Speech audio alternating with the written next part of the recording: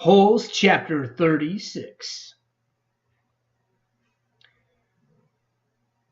They put 4 of the unbroken jars in the burlap sack in case they might be able to use them. Stanley carried the sack.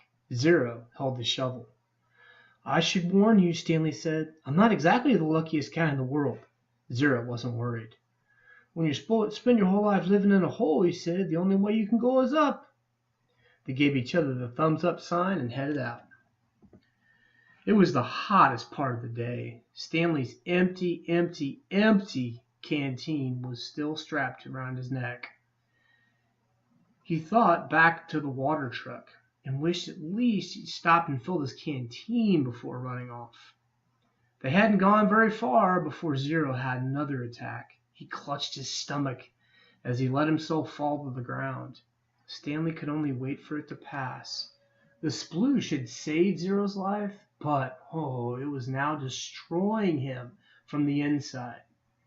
He wondered how long it would be before he, too, felt the effects. He looked at Big Thumb. It didn't look any closer than when they'd first started out. Zero took a deep breath and managed to sit up. "Can you walk?" Stanley asked him. "Just give me a second," Zero said. He took another breath, then using the shovel, pulled himself back to his feet. He gave Stanley the thumbs up sign as they continued. Sometimes Stanley would try to go for a long while without looking at Big Thumb.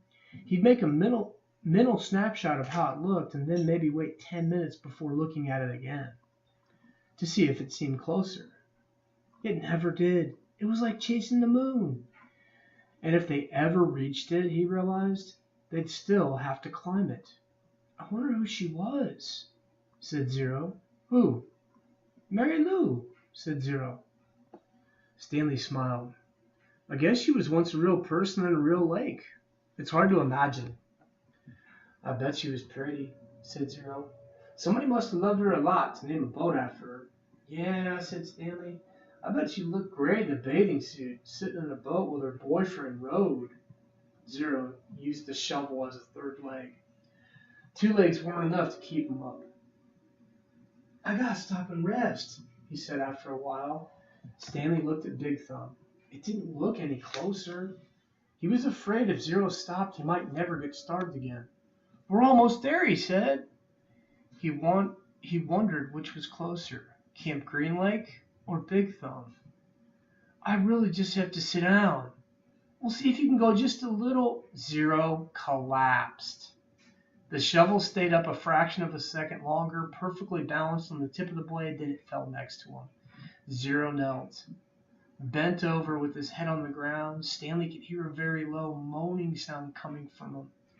He looked at the shovel and couldn't help but think that he might need to dig a grave, Zero's last hole. "And who will dig the grave for me?" he thought. But Zero did get up, once again flashing thumbs up. "Give me some words," he said weakly. It took Stanley a few seconds to realize what he meant. Then he smiled and said, "R-U-N." Zero sounded it out for himself. Run. Good. F-U-N. Fun. The spelling seemed to help Zero. Give him something to concentrate on besides his pain and weakness. It distracted Stanley as well. Next time he looked up at Big Thumb, it really did seem closer. They quit spelling words when it hurt too much to talk. Stanley's throat was dry. He was weak and exhausted, yet as bad as he felt, he knew that Zero felt 10 times worse. As long as Zero could keep going, he could keep going too. It was possible, he thought, he hoped, that he didn't get any of the bad bacteria. Zero hadn't been able to unscrew the lid. Maybe the bad germs couldn't get in either. Maybe the bacteria were only in the jars which opened easily, the ones he was now carrying in his sack. What scared Stanley the most about dying was his actual death. He figured he could handle the pain. It wouldn't be much worse than what he felt now. In fact, maybe at the moment of his death he would be too weak to feel pain. Death would be a relief. What worried him the most was the thought that his parents not knowing what happened to him, not knowing whether he was dead or alive. He hated to imagine what it would be like for his mother and father day after day, month after month, not knowing, living on false hope. For him, at least it would be over. For his parents, the pain would never end. He wondered if the warden would send out a search party to look for him. It didn't seem likely. She didn't send anyone to look for Zero, but no one cared about Zero. They simply destroyed his files. But Stanley had a family. She could pretend he was never there. He wondered what she would tell them, and when. What do you think's up there? Zero asked. Stanley looked at the top of the big thumb. Oh, probably an Italian restaurant, he said. Zero managed to laugh. I think I'll get a pepperoni pizza and a large root beer, said Stanley. I want an ice cream sundae, said Zero, with nuts and whipped cream and banana and hot fudge. The sun was almost directly in front of them. The thumb pointed up toward it. Dude, I gotta pause and interlude here. Zero, you totally forgot the cherry on top.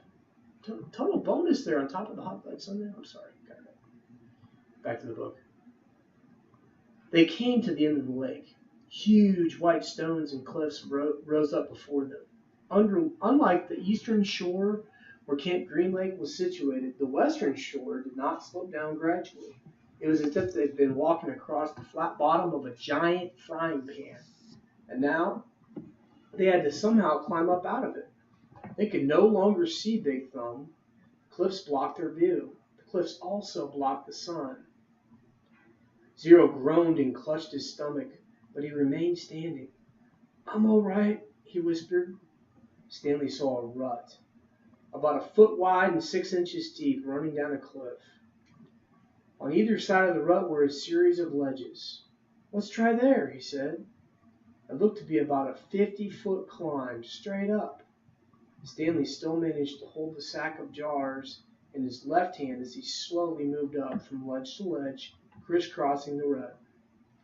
At times, he had used the side of the rut for support in order to make it to the next ledge.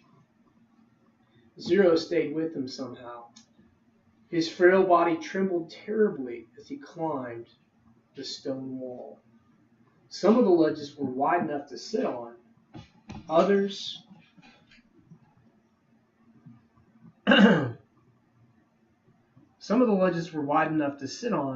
Others stuck out more than a few inches just for a quick step. Stanley had stopped about 2/3 of the way up on a fairly wide ledge. Zero came up alongside him. You okay? Stanley asked. Zero gave him the thumbs up sign. Stanley did the same. He looked above him. He wasn't sure how he'd get to the next ledge. It was 3 or 4 feet above his head, and he didn't see any footholds. He was afraid to look down. Give me a boost, said Zero. Then I'll pull you up with the shovel. You won't be able to pull me up, said Stanley. Yes, I will, said Zero. Stanley cupped his hands together and Zero stepped in his interwoven fingers. He was able to lift Zero enough for him to grab the protruding slab of rock. Stanley continued to help him from below as Zero pulled himself onto the ledge. While Zero was getting himself situated up there, Stanley attached the sack and the shovel by poking a hole through the burlap. He held it up to Zero. Zero first grabbed hold of the sack, then the shovel. He set the shovel so that the blade was supported by the rock slab. The wooden shaft hung down towards Stanley. Okay, he said. Stanley doubted this would work. It was one thing for him to lift Zero, who was half his weight. It was quite another for Zero to try to pull him up. Stanley grabbed hold of the shovel as he climbed up the rock wall, using the sides of the rut to help support him. His hands moved, one over the other, to the shaft of the shovel. He felt Zero's hand clasp his wrist. He let go of the shaft with one hand and grabbed the top of the ledge. He gathered his strength for a brief second and seemed to defy gravity as he took a quick step up the wall and with Zero's help pulled himself the rest of the way over the ledge. He caught his breath. There was no way he could have done that a few months ago. He noticed a spot of blood on his wrist. It took him a moment to realize it was Zero's blood. Zero had deep gashes in both hands. He had held on to the side of the metal blade of the shovel, keeping it in place as Stanley climbed. Zero brought his hands to his mouth and sucked up his blood. One of the glass jars had broken in the sack. They decided to save the pieces they might need to make a knife or something. Then they rested briefly and continued on up. It was a fairly easy climb the rest of the way. When they reached the flat ground, Stanley looked up to see the sun, a fiery ball balancing on the top of Big Thumb. God was twirling a basketball. Soon they were walking in the long, thin shadow of the thumb. All right, there's not going to be any way I can finish chapter 37 here, but hey, quick question for those reading this book right now. Going back to the thought about Mary Lou and how hot she was, do they realize Mary Lou is a donkey? Obviously not. Yeah, I love that conversation there. Hot donkey. Wonder what Mary Lou looked like in a bikini. I can't imagine a donkey in a bikini. Anyways, yeah, I'm going to go ahead and stop now. Let's move on to the next chapter. 37 coming up soon.